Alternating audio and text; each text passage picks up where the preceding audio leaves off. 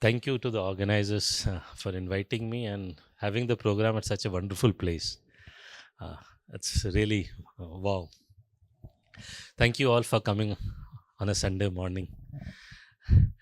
Let me start with, as I was introduced, that I've written 2 volumes on temple economics. Is the audio, is it fine? Yeah. So I must start with saying that why did I write actually the book on temple economics? During COVID, 2 interesting things happened. The Tamil Nadu government issued a farman, what I say, to the mandirs that you must deposit so much of crores. And neither the central government said there is a shortage of fund, nor the state government. But the diktat was there, and many Hindus joined that. Yes, why do mandir needs money? And we Hindus are the biggest enemy of Hindus. So that was one of the reasons, and they had to withdraw the farman because few people moved to court. They were Hindus. So there are 2 type of Hindus actually. One is a Hindu and one is Hinu. Hindu in name only. The D is dharma is missing in them. So the Hinu and Hindu.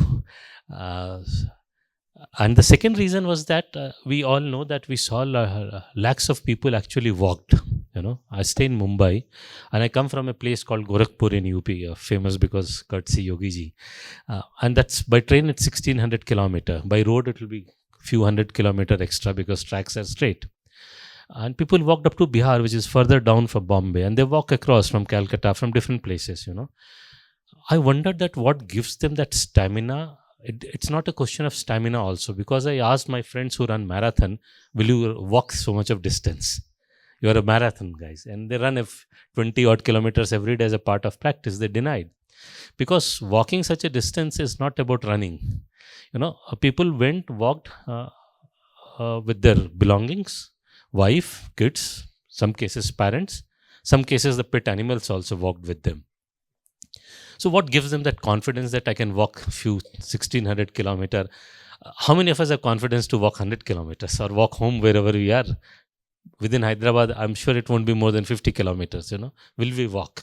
When we know there is a food stall every few feet, there'll be a friend if I get tired. But how did you walk on the highway? So that confidence, where does this comes from? This confidence comes from 2 things. As a Bharati, as a Hindu, we'll not destroy our own properties because we are angry with the government, unlike with a very peaceful community. And the second part is that we have that confidence that somebody, the Hindus, will stand by us. The mandirs are there. And I did a rough back of an envelope calculation. 8-10 mandirs had contributed more than 500 crores. It's just that we don't tom-tom about it. They offered food. Some places they offered medicine. They offered them to stay. And people walked. And barring couple of road accident, unfortunate, everybody reached their home safely. We didn't hear that kisi ko loot liya gaya, somebody was. So where does this confidence came from? Because these are the Hindus who actually do Tirth Yatra. They walk Amarnath Yatra, Vaishno Devi, Sabrimala, Ganga Sagar, Pandharpur, you name it. Kanwad Yatra, and we all carry some weight. Even in Sabrimala you would have seen. So they are used to walking. And that's what you realize the impact, that just small Tirth Yatra, when you are told to walk, actually you have been prepared for an eventuality. When needs to walk, you will walk. So these are 2 very important things. I said that, and these things have gone completely unnoticed. Nobody has noticed it. Then I got working on the book, and the first thing I realized is that if you ask a Christian, he goes to a church. A Muslim goes to a mosque. 2% of the world population, Jews, goes to synagogue. Where does a Hindu go? Majority will say temple. But if you look for a dictionary definition of a temple, it's a place of worship where people gather to worship one, and it's a place of worship of pagans or pagans. Now, who is pagan and pagan? They are the lost civilization. They don't exist anymore. Mayan, Greco-Roman, Egyptian. Well, we are a living civilization. I'll explain that. And our place of worship, mandir, is very different, because when we install a murti, we do a pran pratishtha. We invite the god to come and stay. It's God's, Bhagwan ka ghar hai. It's abode of the god, and that's why it is known as Devalaya. So we need to at least call our place of worship by correct name. We just don't gather to pray because it's house of the god also. So let's call it Kovil, Devale, Mandir, but not temple. If you won't get the name correct, how will you get rest of the things correct? So that's one course correction we need to do. Then coming to the point that what is actually temple economics, how do I explain, or Mandir Arth Vyavastha? I'll give you an example of it. So the city which is based out of modern economics or modern industrial city is actually Detroit, where the first car manufacturing started in early 1900, and that's where the management started. Whole management education and the process took birth from there.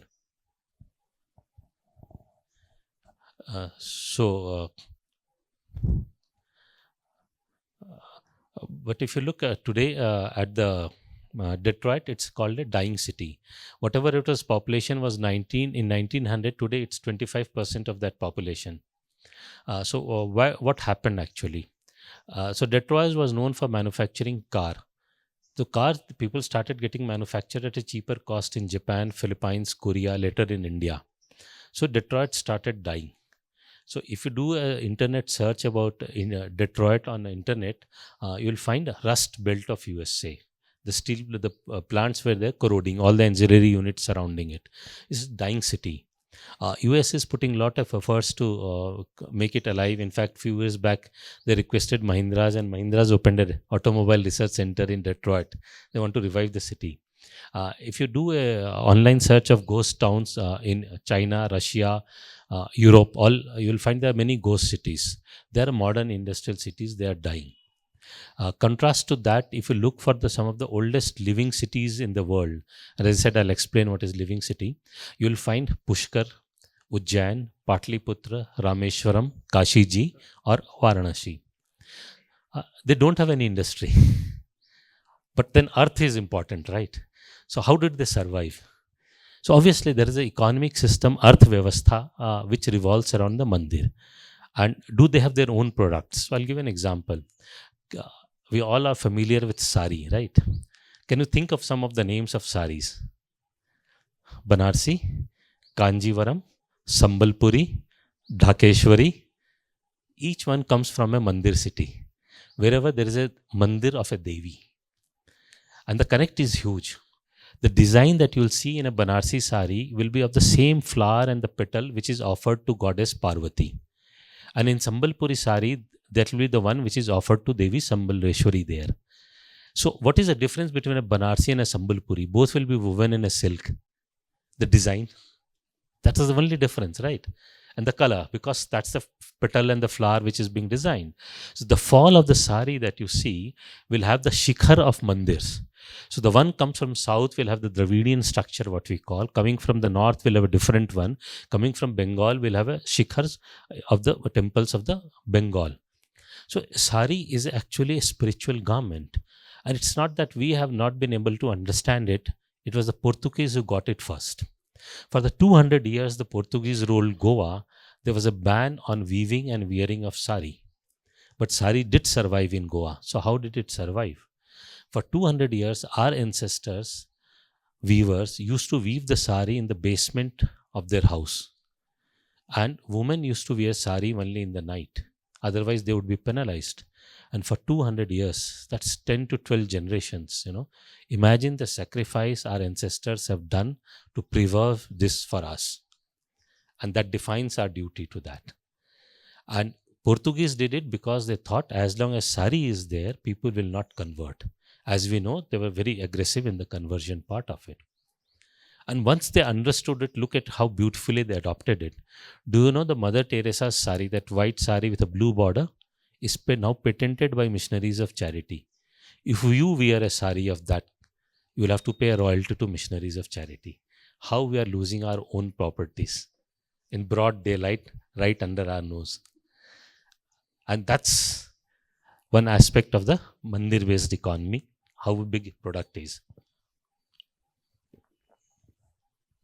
I don't need to tell you that how many billion rupees industry sari is.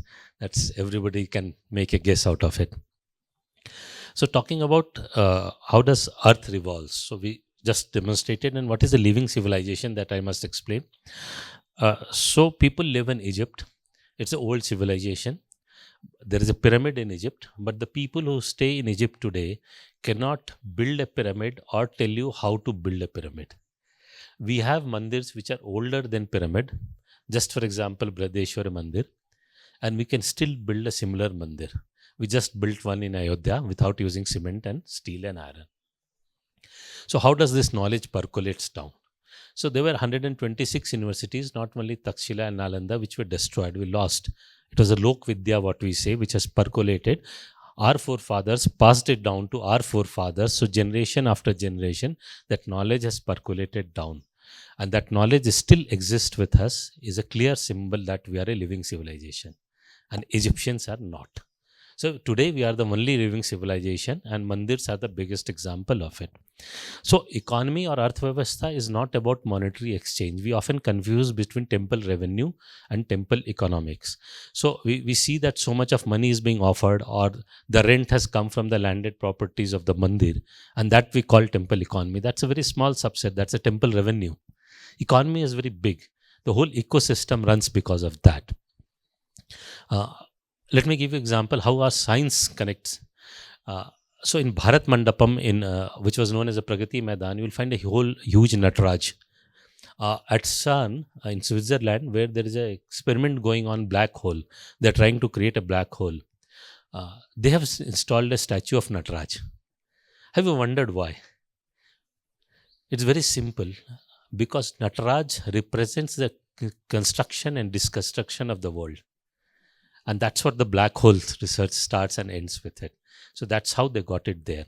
So if you read a book called Tao of Physics, written by Frizet of Caprai physicist, he talks about how Nataraj represents the creation and destruction of the universe.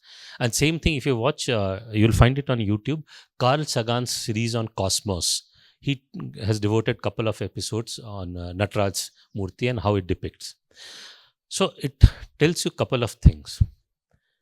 That it's not only that our ancestors understood destruction and construction of cosmos, our artist could simplify it by putting it in simple statue of Nataraj, which after thousands of years we can decipher it. So you can just imagine the amount of knowledge it comes from. In one way, it's just a statue or a murti to worship, and the other end, it's a whole science behind it. And what do you need to know to have understanding of astronomy?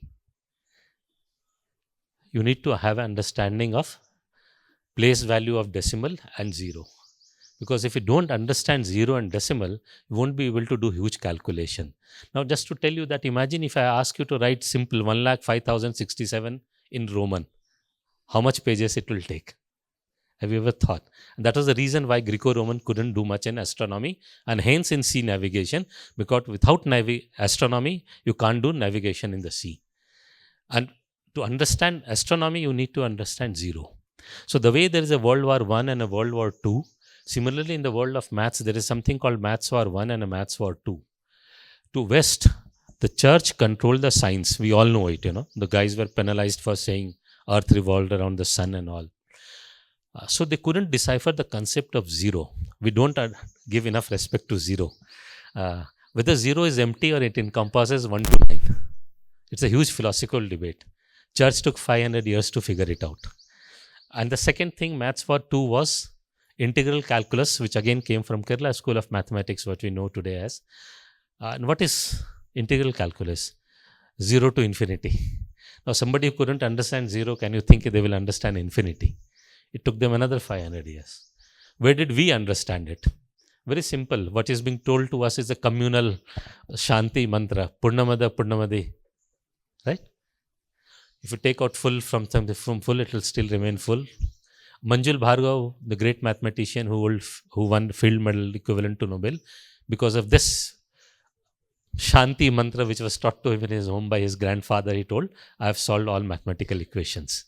And today, most of the mathematical equations and integral calculus understanding begins from this shlok. So, one side the church was fighting against the zero. The oldest inscription of zero in the world is found in a mandir in Gwalior. So, our whole science evolved.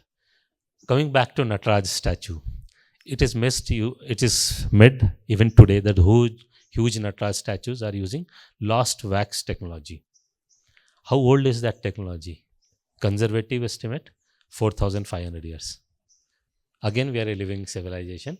Our ancestors has passed down this knowledge from generation to generation to generation. And there are many such examples. Now, this is one science part of it. The next question comes, मंदिर बनाने से खाना मिलेगा क्या? Does it gives us food? Yes, it does. We used to have lakhs of varieties of rice in this country. Because of Green Revolution, we lost. And not to blame Dr. Swaminathan for that, because he had mentioned very clearly, it shouldn't turn into greed revolution, which we did. That's our mistake. Today in Orissa, only few hundred varieties of rice survive. Because there is a very simple ritual that in a Jagannath Mandir, you will offer a different variety of rice to the god every day. And MS Swaminathan Research Foundation did this research. We have lost other varieties. So how do you preserve seed otherwise? A government will have to create Indian Council for Agriculture Research, and then you'll have to go and dig deep few kilometers below Leh, create a AC chamber of maintaining temperature of -50 to preserve those seeds. Rest of the world does in Switzerland and the Arctic countries. But these have survived because of the mandir. So cabbage, cauliflower, potato, cauliflower are not Indian vegetables. So in a mandir, of a puri or a mathura, they are not part of the prasad. And that is the only reasons why our traditional variety of vegetables and flora and fauna have survived. Just to give example, today if you go to a market, have you seen our traditional guava? The huge cabbage-sized guava which no taste. Papaya, again, we are losing our original fruits. And whatever variety has survived is just because of mandis, otherwise we would have lost them also. Again, when the British came, they looked at jowar, bajra. They couldn't figure it out. We internalized it, what British said. Today our documents, government records it as a coarse meal. So something which you won't eat. Now we are promoting millets. The second thing they called, they could understand rice and wheat. They couldn't connect with the different dal or lentils that we have. So they named them, it's worth feeding animals. So they call them chickpea, cowpea. I'm sure you are aware of it. So how did this survive? Because chickpea, besan, chana dal. We have to offer it to a mandir. And that's the only reason it survived. Now every mandir, we offer a different variety of a laddu. We have how many varieties of laddu have you thought of? If we start counting, we can make laddu of everything, and that is the only reason. And that was the pure economic system. That same laddu, if you would have offered chana laddu everywhere, then til laddu would have lost, or a nariyal laddu, coconut. So it's a very region specific. Our prasads are region specific, based on region specific fruits and vegetables. And that's the only reason they survive today. So it is just a beautiful ecosystem which was created and survived because of the mandir. How much time I have? Sorry. Just indicate wherever I have to stop.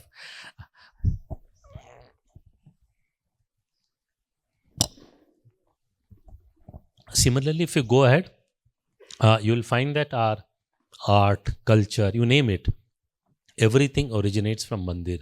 I've talked about the sari, that's the textile. Look at the other aspect of it, which is not much discussed, Devadasis. I've written some, I think 25-30 pages in the book. They always choose one of our own to hit us. It's been the tradition always. Without realizing, we fall in that trap. So first it was said that women of a lower strata of the society are being forced to become Devadasi, which is not true always.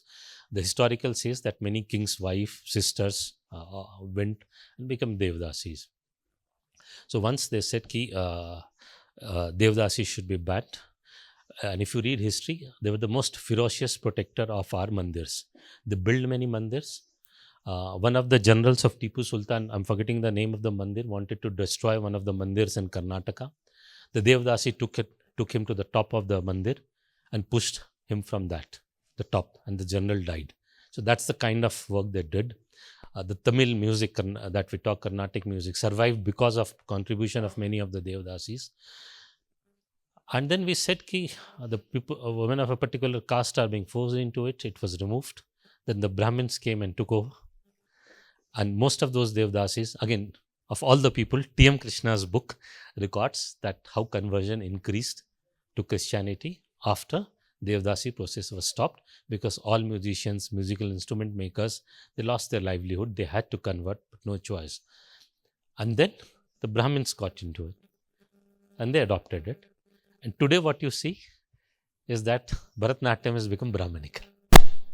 And then the dissidents of Devdasis, those who got converted, they're coming and saying, you pushed us away and took away our dance. And we are falling into that narrative trap. And the beautiful part is that what we don't understand, the civilizational war are fought over a period of hundreds of years. The Christians been fighting it. They set up Kalakshetra. They came, on one side they were fighting to ban Devdasi and Bharatanatyam. On the other hand, they were learning Bharatanatyam. And now today we see Bible-based Bharatanatyam. So those things are being snatched. Sari, Bharatanatyam, every part of our culture which originated from the mandir is being snatched us on a wrong narrative which we don't bother deeply enough to look at it. So there are any aspect of the mandir that you look originates from the mandir. Our Artha survives on mandir even today. The one of the drastic incorrect part that we see happening today is that we are getting into too much of the economic angle of it. It will destroy mandir, because one day we'll sit with a list that this mandir is profitable, this is not, and this is not, so let's destroy it and build a mall on it. So we have to restore the bhakti part of it, not the economy. The revenue is a byproduct. It will come if you have enough bhakti in you. Let's take example of, and this money-minded model has reduced to the tender business to get ghee in Tirupati.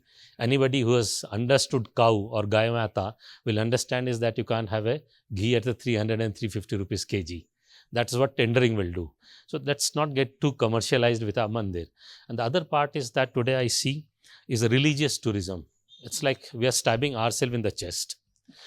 Tirth Yatra is very different than religious tourism. I see WhatsApp circulation, so many people came instead of Goa to Kashiji. And there's the same people craving that, see what clothes they are wearing, what kind of videos. But then you've got the guy who was going to Goa to Kashiji. Whose fault? He was going with a very different mindset to Goa. So Tirth Yatra is something very different. Now I see people, Friday, Saturday, Sunday, 3-day holiday, let's do a trip to a religious place. It's a fashion statement, social media posts. So I'll buy a ticket on a Friday evening, fly down to Varanasi, say, or Ayodhya.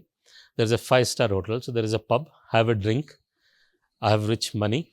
Next day I do a VIP darshan, take some selfie, come back. Sunday I'm busy posting it on social media. And after 4 such visits, I'll say, मैं हर साल मंदिर जाता हूँ, nothing is happening to me. But when did you go to mandir? Those were social media post visits. You never went there for bhakti. Bhakti is something very different. You go, stand in the queue. You look at the people who have come from different part of the country. You stand in Kashi, you will see enough people from south of India. For a moment, you will forget that which part of the country you are standing while standing in Kashi actually. And I can tell you, any day you go, you'll have this experience. I get lost sometime where I am standing.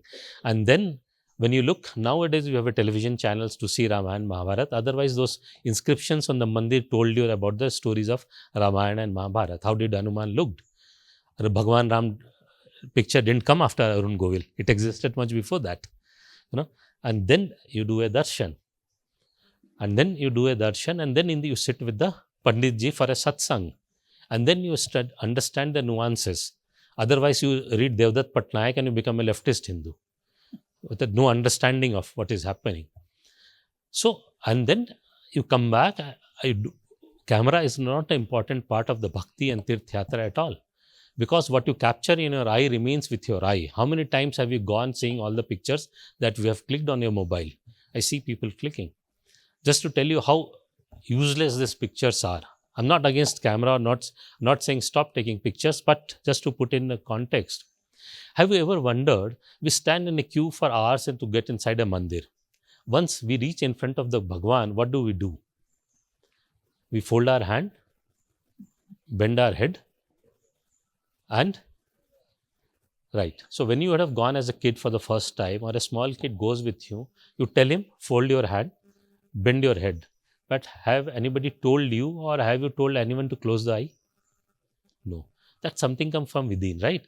So each of us know instinctively that the God is within. Now the question comes then, why go to the mandir or why we need a murti?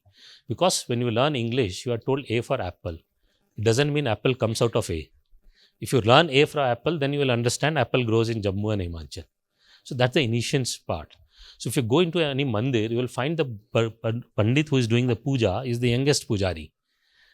The Mahant actually will be in his room doing the prayer. He understands how to connect with the Bhagwan. So am I against having a 5-star hotel in Tirthyatra places? No.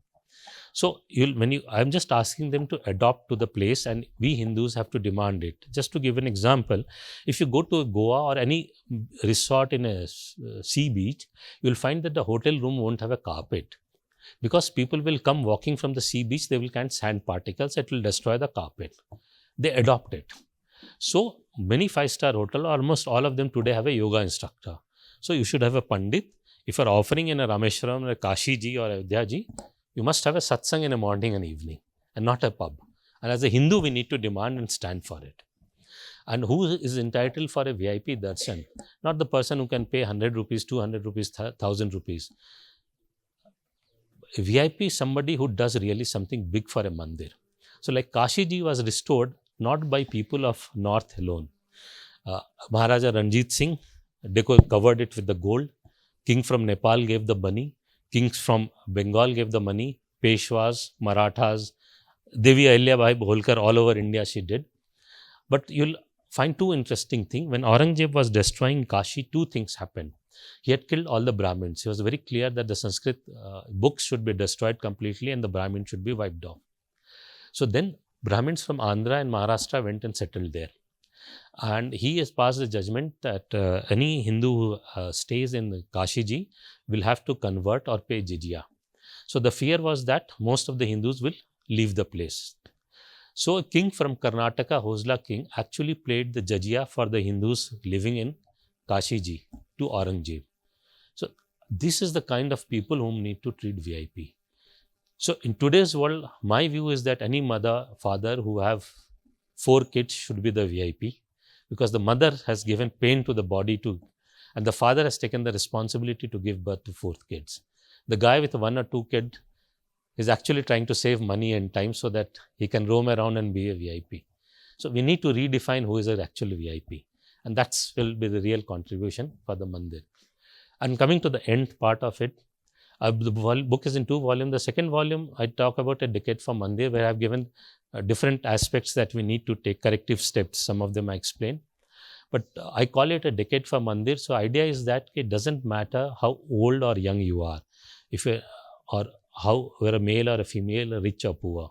Just dedicate next 10 years of your life. If you're a 70, decide that next 70 to 80 I'm giving for temple. If you're 20 years old, give 20 to 30 years of your life for the mandir. And what do you do? Many things. But the smallest thing that we need to do is that please start visiting a mandir every day.